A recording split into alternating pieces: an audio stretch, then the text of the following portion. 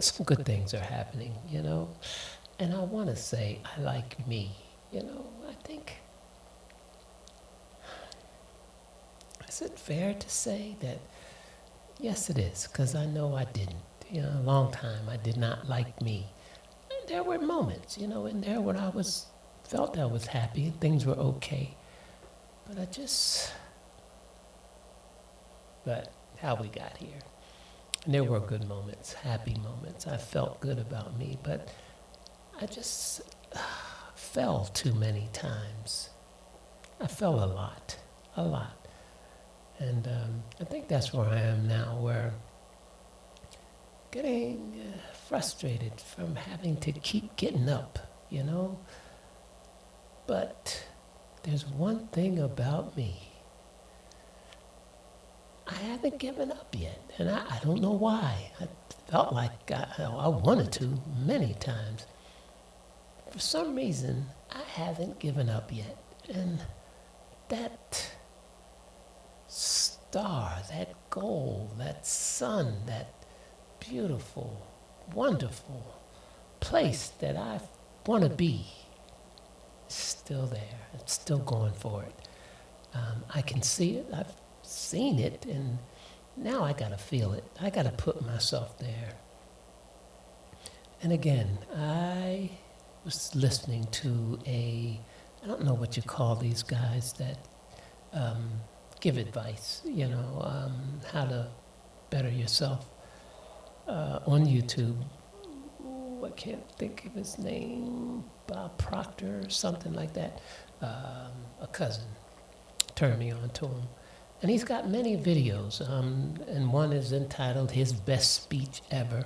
I listened to some of it, but I clicked off of it with this thought in mind. One, a lot of them, Denzel, Oprah, there are two of them that are out there putting videos out. I'm going to call them self-help, but they're spiritual, and they help people get in and bring out their best, and how to stop doing certain things or start doing certain things so you can feel better, do better, and all that.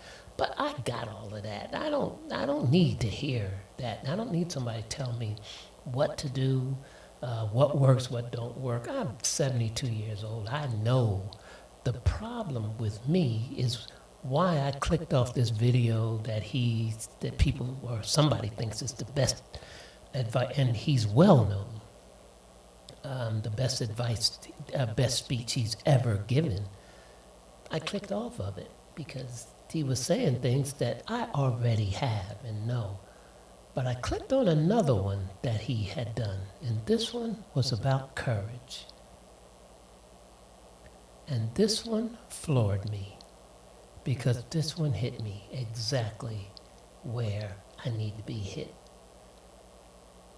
And I've downloaded it, and I'm going to listen to that every day. It's exactly what I need. It's not, I have everything I need to be successful except the courage to go on and do it. I get intimidated when I see other people's work, or if I'm up against, or if I'm afraid of getting a well-established customer. Learning about courage and how it's my biggest enemy. I can't think of a popular local company offhand.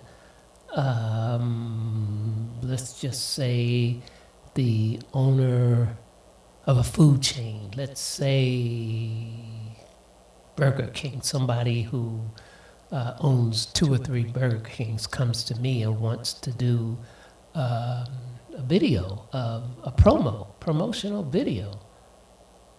I'll melt. You know what I mean? That is going to knock me on, and I got to get over that. I got to get over that fear, and the way he's explaining, you can be afraid, but go ahead anyway. Don't be afraid to make mistakes. Don't be afraid to fall. You're going to get back up. And the more you tackle things that bring on fear in you, the less that's going to happen. And the more you will be a go-getter, a boulder, more successful. And not only that, people will respect you better when they see you getting stronger. And key. So that's where I'm at. Now, I'm going to start tackling things. And it's mostly my business because I know this is a business where a lot of money can be made, and I deserve that. I deserve to make a lot of money. I've had so many wonderful opportunities that I didn't take seriously that should have made me millions. And I didn't follow up because I had an excuse but the excuse really was I was afraid. I was afraid to make that step, and I can't be. What I gotta accept is my thinking, and not patting myself on the back or thinking I'm better than anybody, but as a black man off the corner, I go above and beyond, my thinking. I don't know, I'm gonna give it to my mom and pop and Aunt Lou and Aunt Neat and Uncle Ed and Uncle Warren, Ernest, the people I grew up around, many others who inspired me to reach the level of intellect that I have. So I can go beyond. I mean, it's why I got interested in videography, because I can break that shit down. It's difficult. I mean, there's a lot involved. But it don't intimidate me. I can get in and I think I've done some spectacular things with no schooling, only on my own. And I'm not afraid of that. But what I'm afraid of is doing it for somebody. And the more affluent that somebody is, the more fear I have, and the more I'm going to back up. So I stick with just doing it for like family members or somebody who, if I screw up, I don't have to take that much heat. And that's not the way to do it. If I get offered something that's big, I got to be ready to go out and step and do it. So that's what I'm trying to do. Get rid of the fear, and not trying, I'm going to. That I know now is my holdup, is what has been my enemy for a long time. And I got to get over that.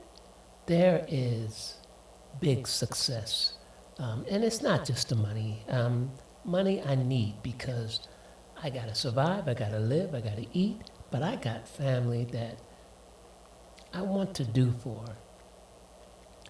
I hate that I cannot stop little things. I could stop and spend $2 or $3 for my grandkids, great grandkids, and probably should, and I don't, but I want to be able to do. I want to do big things, nice things. I want to be able to say, let's go to Dutch country and take everybody. I want to be able to help them with things. I want to be able to give them money to help with a down payment on a house. I want to be able to buy them a car, if they need it. Yes and no. That doesn't teach responsibility. I know, I learned that the hard way. But be able to, the ones that are trying to be able to help them over humps. My father-in-law, Pop Thompson, magnificent human being. One of his goals, not just to be successful, and he was not afraid. He dealt with the upper echelon, the governor of New Jersey. He got a contract with New Jersey, took pictures with the governor, and he got a lot of opposition from all these other Italian and other white companies, but he had a construction company in which they did things, shore up land. In other words, drive piles, steel, I guess wood, maybe some, into the ground to secure those lands, especially on the island. He's lived in Ocean City.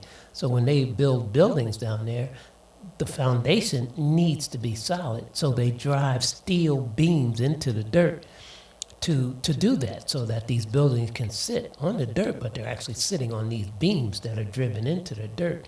And pile driving, but I'm not sure what he called this. I think Thompson and Company. But that's what he did, and he made a lot. Pop was a millionaire when he left here, but I'm saying that to say one of his goals was to take the burden of a mortgage of buying a house away from all of his children and anybody else close to him. He had 6 children, and neither one of them had a mortgage.